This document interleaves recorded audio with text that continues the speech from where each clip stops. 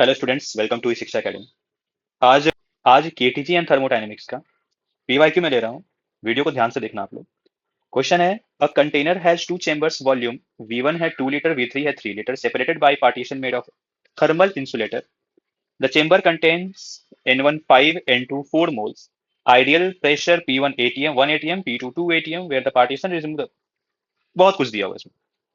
Question कुछ ऐसा है कि एक जगह पे एक गैस है, दूसरी जगह पे दूसरा गैस है, दोनों को एक सेपरेटर से सेपरेट किया गया है, अलग अलग किया गया है। अचानक से जब सेपरेटर हटा देते हैं, पिस्टन हटा देते हैं, तो क्या दोनों मिक्स हो जाएगा, आपस में मिक्स होने लगेगा। तो मिक्स होने के बाद मिक्सचर का इक्विलिब्रियम प्रेशर क्या होगा वो फाइंड करना है। सिंपल है, हम लोग कंजर्वेशन ऑफ एनर्जी लगाएंगे। पहले का एनर्जी क्या है, PV, P1 V1 plus P2 V2। बाद का एनर्जी क्या है, P equivalent V1 plus V2, क्योंकि दोनों वॉल्यूम मिक्स हो चुका है। ठीक है, तो अब बस वो लगा देना है, कंजर्वेशन ऑफ एनर्जी। तो यहाँ पे P1 V1 में पहले का प्रेशर कितना है, 1 atm एंड 2 लीटर। फिर 2 atm 3 लीटर, ये लिख दिया, 1 2 2 3।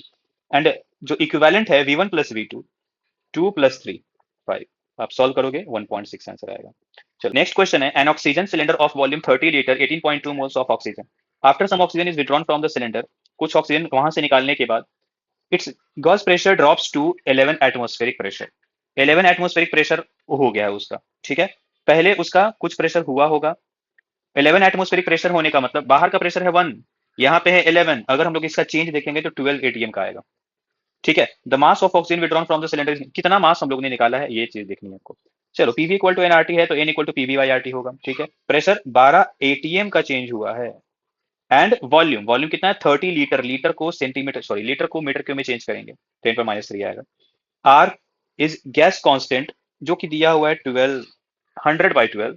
एंड टेम्परेचर कितना है, 27 डिग्री से, का मतलब 300 केल्विन। आप लोग इसको सॉल्व करोगे आंसर आ जाएगा। ओके, चलो इसमें देखो सॉल्व करने का तरीका मैं बता रहा हूँ थोड़ा। 30 और 30 तो कैंसिल हो जाएगा, 10 पावर को साइड ही रखो, ये 10 पावर है, ये 10 पावर, यहाँ का एक 10 बच गया। हम लोग इसको भी हटा देंगे, बचेगा क्या क्या, ये 12। 12 जब ऊपर आएगा तो 12 × 12 कितना हो जाएगा, 144। और 144 इंटू 1.01, मतलब 144 से थोड़ा सा ज्यादा एकदम, इतना मोल्स आया। लेकिन हम लोग को फाइंड क्या करना है, ऑक्सीजन विदड्रॉन, कितना खींचा गया है वहां से, मतलब रिमूव्ड मोल्स। यहाँ पे पहले था कितना, 18.2, बाद में कितना, 14.4। 3.6 मोल्स को रिमूव किया गया है। और मोल्स भी नहीं पूछा है भाई साहब, मास पूछा है। तो 3.656 मोल्स में कितना मास होगा, एक मोल ऑक्सीजन का मास होता है 32 ग्राम, यहाँ पे दिया हुआ है। 32 से मल्टीप्लाई करना पड़ेगा। थोड़ा कैलकुलेटिव है, थोड़ा टफ भी है, बोल सकते हैं इसको। ऐसा क्वेश्चन नीट में आना थोड़ा मुश्किल है, बट फिर भी। चलो next, the following graph represents the TV curve of an ideal gas at 3 pressure P1 P2 P3 compare to Charles, जो भी है। करेक्ट रिलेशन पूछना है, करेक्ट रिलेशन पूछा है, ये टी एंड वी।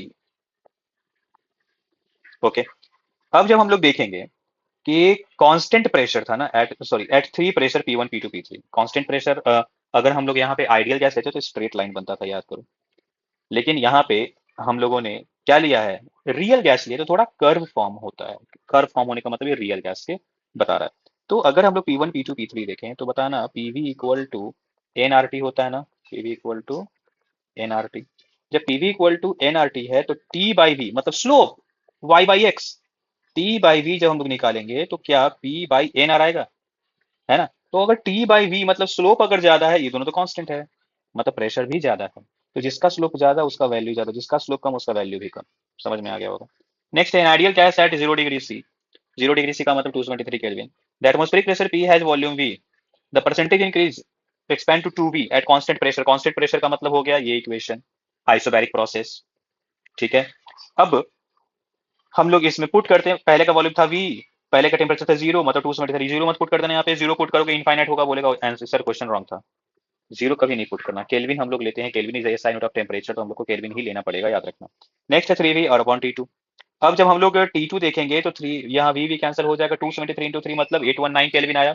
819 केल्विन आया, और हमने कुछ क्या लिखना है, परसेंटेज चेंज। परसेंटेज चेंज का मतलब क्या होता है, परसेंटेज चेंज का मतलब होता है final minus initial upon initial into 100।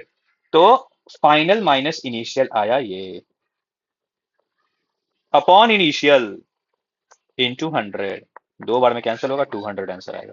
ठीक है, the equilibrium state of thermodynamic system is described by. ठीक है, इक्विलिब्रियम स्टेट थर्मोडायनामिक क्या प्रेशर वॉल्यूम टेम्परेचर पीवीटी ही तो होता है, पीवी इक्वल टू एनआरटी में, तो pressure volume temperature etc. Next, according to the law of equipartition of energy the number of vibrational mode of polyatomic gas, इतना इतना इतना जो भी है। देखो गामा का फॉर्मूला होता है 1+2/f डिग्री ऑफ फ्रीडम के टर्म में। तो क्या F इक्वल टू हम लोग 2/1 गामा -1 लिख सकते हैं? हम लोग इस 1 को इधर ले जाएंगे तो गामा -1, इसको फिर उल्टा कर देंगे तो 2। ठीक है, 2/गामा -1 हो जाएगा। टोटल डिग्री ऑफ फ्रीडम क्या होता है? तो 3 ट्रांसलेशन होता है, कोई भी पॉलीएटॉमिक गैस का देखो तो 3 ट्रांसलेशन होता है, 3 रोटेशन होता है, एंड वाइब्रेशनल मोड जितना भी होगा उसका डबल एनर्जी कैरी करता है काइनेटिक प्लस पोटेंशियल के टर्म में। क्योंकि जब उसका बॉन्ड लेंथ छोटा हो रहा है, जैसे मान लो कि ये यहाँ से यहाँ तक का बॉन्ड था, अब कभी वो वाइब्रेट करते करते ये ऐसा होगा, कभी वाइब्रेट करते करते ऐसा होगा। मतलब क्या है, अगर हम लोग देखें तो ये अगर एसएचएम के टर्म में समझना चाहो तो एसएचएम का मतलब क्या हो जाएगा, इसका लेंथ घट रहा है और बढ़ भी रहा है, काइनेटिक भी होगा पोटेंशियल भी होगा, है ना। एसएचएम में काइनेटिक पोटेंशियल दोनों का एनर्जी होता है ना। तो इसीलिए हर एक वाइब्रेशनल मोड में 2 मल्टीपल एनर्जी होता है। तो हम लोग इसका तो 3+3 इसमें कोई प्रॉब्लम ही नहीं है, 6 लिख देंगे या 2 लिख देंगे। अब ये डिग्री ऑफ फ्रीडम इसके बराबर कर दो गामा के टर्म में। ठीक है, ठीक है, यहाँ पे आ गया। अब 2v इक्वल टू क्या हो जाएगा, अब इसको बस सॉल्व करना है, 6 को इधर ले जाओ, ये आंसर। फिर उसके बाद 2 - 6 जो भी है यहाँ पे v को 2 से डिवाइड करना पड़ेगा, तो 2 से ये 4 और 3 में कैंसिल होगा, 4 - 3 गामा, गामा -1। ठीक है, चलो नेक्स्ट है, the temperature of gas is -50 degree C, to what temperature the gas should be heated so that the RMS speed is increased by 3 times. RMS speed को 3 टाइम्स इंक्रीज करना है। बस RMS speed का पहले formula तो देख लें, √3 RT/m। 3 type का स्पीड था, आरएमएस एवरेज मोस्ट प्रोबेबल था 2 RT/m, एंड एवरेज था 8/5, जिसका वैल्यू 2.5 आया था आरटी वाले। चलो ये हो गया। क्या हम लोग देखें, ये कांस्टेंट ये कांस्टेंट ये कांस्टेंट टी पे डिपेंड कर रहा है, मतलब है v प्रोपोर्शनल टू √t, मतलब v1/v1, v2 equal to √T1/T2। v1 is v, v2 बोल रहा है इंक्रीज बाय। अब बहुत बड़ा धोखा सुनो, क्वेश्चन दो तरीके से पूछा जा सकता है, इंक्रीज टू 3 टाइम्स और increase by 3 times. Increase by 3 times का मतलब कि उतना और इंक्रीज किया, पहले था v और उसमें 3v और इंक्रीज किया तो हो गया 4v, मतलब इंक्रीज बाय 3 टाइम्स का मतलब हो गया 4। इंक्रीज टू 3 टाइम्स का मतलब क्या होगा, वहां तक इंक्रीज किया है, मतलब v से 3v तक पहुंचा गया है। तो अगर इंक्रीज 2 लिखा रहता तो हम लोग यहाँ पे 3 लेते हैं, और इंक्रीज बाई है तो यहाँ पे 4 लेंगे। इस बात का ध्यान रखना आप लोग। चलो T1 है क्या, टेम्परेचर -50, मतलब 0 होता तो 273 ना, तो -50 मतलब 223, 50 का ना। T2 आ गया, वी कैंसिल हो गया, रूट हटाएंगे स्क्वायर लाएंगे तो यहाँ पे 16 होगा, 16 इस 223 से मल्टीप्लाई होगा, आंसर ये आएगा। लेकिन आंसर तो डिग्री सी में दिया है, डिग्री सी के लिए टी जो भी वैल्यू मिला आपको -223 करो, आंसर आ गया। ठीक है, ऑप्शन ये वाला होगा। नेक्स्ट है, a container of volume 200 centimetre cube contains 0.2 mole of hydrogen, 0.3 mole of argon. Pressure बताना है, पीवी इक्वल टू एनआरटी लगा दो, बाकी सब कुछ दिया हुआ है। ठीक है, अब देखो पीवी इक्वल टू एनआरटी में नम प्रेशर क्या है अपने को फाइंड करना है, द प्रेशर। ओके, वॉल्यूम क्या है, ओहो वॉल्यूम दिया है 200 सेंटीमीटर को सेंटीमीटर को मीटर क्यूब में चेंज करने के लिए 10⁻⁶ से मल्टीप्लाई करना पड़ता है। Okay, N number of moles 0.2 इसका, 0.3 इसका, 0.5 हो गया। आर कितना, आर है gas constant 8.3, and temperature, temperature कहाँ गया कहाँ गया कहाँ गया, यहाँ 200 के 200 पुट किया, सब कुछ वैल्यू मिल गया आपको। अब बस सॉल्व करना है इसको। ठीक है, सॉल्व कैसे करोगे, 10⁻�6 है, कुछ नहीं करना, 10⁻6 इधर ले आओ, काम खत्म, क्योंकि यहाँ पे 10⁻6 मिला हुआ है। अब जैसे देखो यहाँ पे 200 कैलकुलेट करने का जरूरत ही नहीं भाई, 2 कैंसिल हो रहा है। ये इसको आधा बोलेंगे क्या 0.5 को, तो 8 का आधा 4, 3 का आधा 1.5, मतलब 3 का आधा यहाँ पे 0.3 है ना, तो 0.15, 4.15, और ये बचा 10⁻6। नेक्स्ट क्वेश्चन है, क्या मैच करना है। ठीक है, रूट मीन स्क्वायर बताया था, ये जो फॉर्मूला होता है √3 RT/m होगा, मतलब ए का ऑप्शन क्यू मिला अपने को।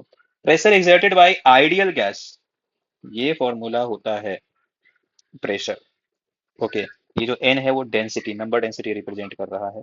ये सब आप एक बार एनसीईआरटी देख लेना, ज्यादा इंपॉर्टेंट बिल्कुल नहीं है। अगर जब भी मैच द फॉलोइंग में प्रॉब्लम हो, मैं बता रहा ट्रिक कैसे सॉल्व करना, आपको ये चीज पता चल गया आरएमएस स्पीड ए का क्यू, तो आप खोजो ए का क्यू किस में है, एक इसमें मिल रहा है और एक इसमें मिल रहा है, मतलब यही दोनों ऑप्शन होगा, पहले ही सही इन दोनों को कट करके रख दो। अब देखो बी वाला, चलो सपोज करो कि आपको नहीं पता है, नहीं पता है तो बी छोड़ दो। सी का वैल्यू सेम है, सी का ऑप्शन सेम है, हम लोगों को चेक करके कोई फायदा नहीं होने वाला है, टाइम वेस्ट नहीं करना है, डी पे चलना है। डी क्या है, the total internal energy of 1 mole of di atomic gas. क्या टोटल इंटरनल एनर्जी क्या होता है, F/2 nRT होता है। डाई एटोमिक का ये कितना हो जाएगा, 5 होगा, 5/2 nRT, एंड 1 मोल मतलब एन का वैल्यू 1, 5/2 RT मिल गया, तो डी का वैल्यू आर, ऑप्शन ए होगा। ठीक है, चलो नेक्स्ट है, a cylinder contains hydrogen gas at pressure इतना केल्विन इतना किलो पास्कल।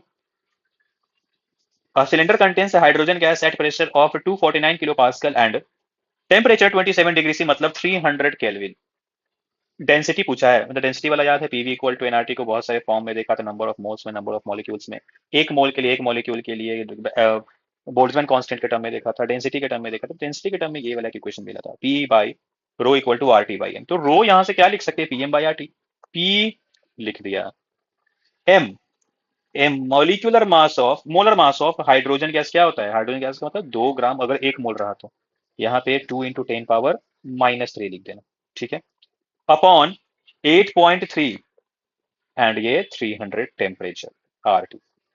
क्या यहाँ से देखो कितना इजी, मतलब देख के लग रहा होगा कि बहुत टफ कैलकुलेशन है, कुछ टफ कैलकुलेशन है, सबसे पहले तो ये खत्म होगा, हो चुका है खत्म, ठीक है।